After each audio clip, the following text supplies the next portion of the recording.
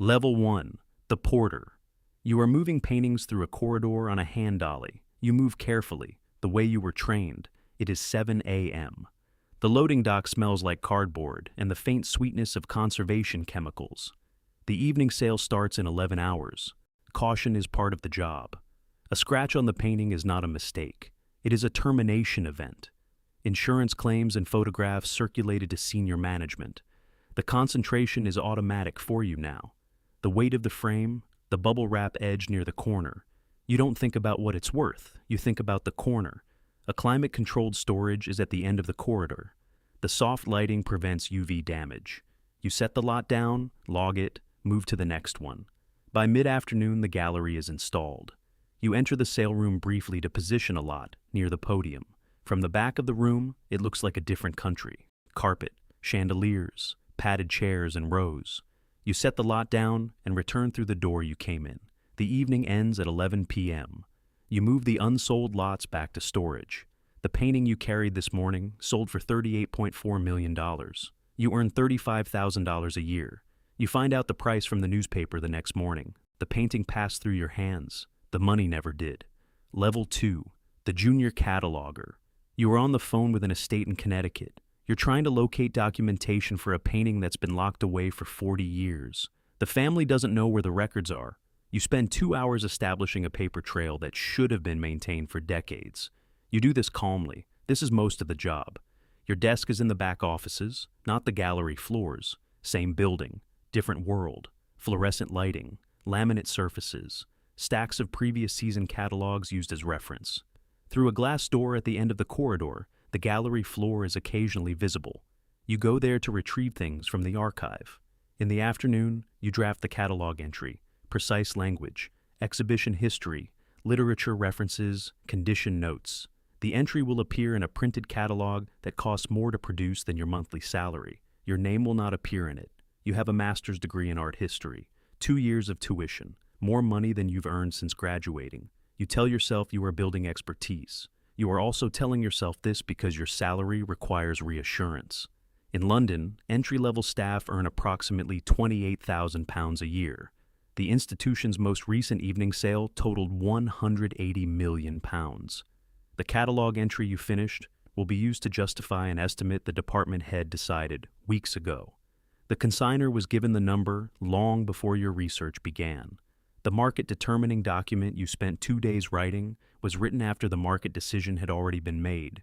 You document someone else's conclusion. Level 3. The specialist. You stand 3 feet back from a painting in a private viewing room. You have been studying it for 4 minutes without speaking. The woman standing beside you inherited it 30 years ago. It has been in her family's dining room for decades. She knows it is valuable. She does not know what that means precisely. You do. You know what the house can achieve at auction. You know what a private sale would generate and how quickly. You know which number is better for her and which number is better for the institution. You tell her the number that favors the institution. This is not dishonesty, it is the job.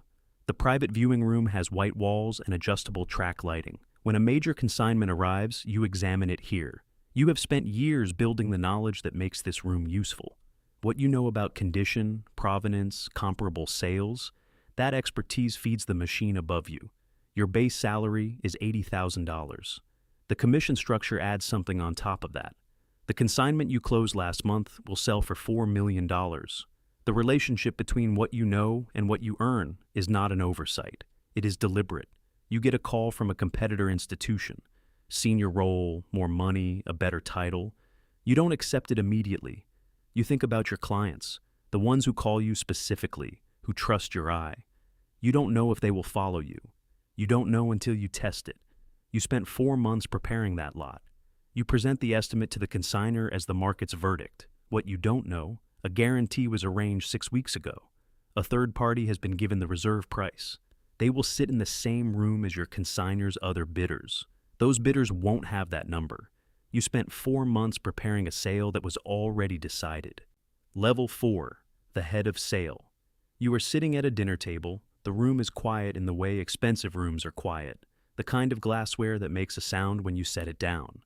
The collector across from you is deciding whether to consign for 8 months. Tonight is not a pitch. Tonight is maintenance. the specific labor of making someone with art worth $200 million feel understood. You are in Geneva.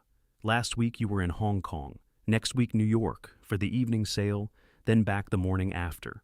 Your calendar runs 11 months ahead. The house covers the flights, the hotels, the dinners, the wardrobe. The physical environment is designed to signal parity with the people sitting across from you. You are not their peer. They know this. You have learned to perform as though neither of you has noticed. The expertise that got you here is assumed now. Nobody asks you to prove it. What's being evaluated at every dinner, every studio visit, every Sunday afternoon call is whether you can hold the relationship. A delayed email costs you access. A low estimate delivered without sensitivity costs you a client. They won't tell you they're leaving. No confrontation, no explanation. You find out when a work you expected to see in your season appears in a rival catalog. You have been here 7 years. You have lost 2 clients this way. The dinner tonight is to make sure you don't lose a third. Level 5, the global director. You study the painting placed in the private viewing room. You have looked at this work for 20 years. Not this specific painting, but this artist, this period, this market. You know exactly what it is. You are not here as a scholar. You are here as someone pricing a financial instrument. The consignor wants a guaranteed minimum, a number the house promises regardless of what happens on the night.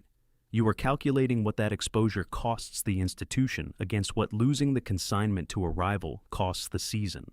The painting on the easel is the occasion for the calculation, not the subject of it. Your day runs in 3 directions: morning, consignment reviews, estimate negotiations, seller commission discussions; afternoon, a call with the third party underwriting the season's anchor lot. They receive the reserve price in advance. The other people bidding in that room on sale night will not have it. This is in the catalog, small print. You do not find it troubling, it's structural. Evening, a gallery opening where 3 potential consignors are in the room. You move through it with a glass you don't drink from. The nightmare is a past lot, a work that receives nothing above the reserve. You have watched it happen. The room goes quiet in a specific way. The auctioneer moves on. The house releases no number. The consignor calls you the next morning. Works that fail at auction lose an average of 32% of their value when they eventually resell. The house owes the consignor nothing when this happens. You brought the work in. You prepared the sale. The institution exits clean. You are the one who takes the call. Level 6, the chairman. You sign the paper and set down your pen. The collector flew in from Geneva. This collection has been in his family for 40 years. You don't ask why he's selling it. The why doesn't change the number, and that's the only thing that matters. You are not an art scholar. The people below you are. The specialists look at a canvas and tell you the period, the provenance, the comparable sales. You run the machine with that knowledge. You tell him the estimate. He was expecting less. You watch the number land and you give it a moment. Men who need time with a number are men who will eventually accept it. You've learned to tell the difference between hesitation and resistance. This is hesitation.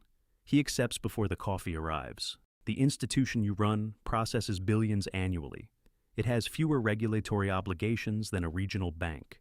A work can leave your building, enter storage in Geneva, and be resold years later without notifying any authority.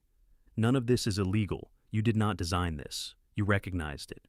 When you leave the institution, your exit package will clear $28 million. The junior cataloger will need 2,000 years to earn that number on their salary. She is the reason the catalog exists. You are the reason that distinction doesn't matter. The collector shakes your hand at the door. He feels he was treated well. That feeling is the product.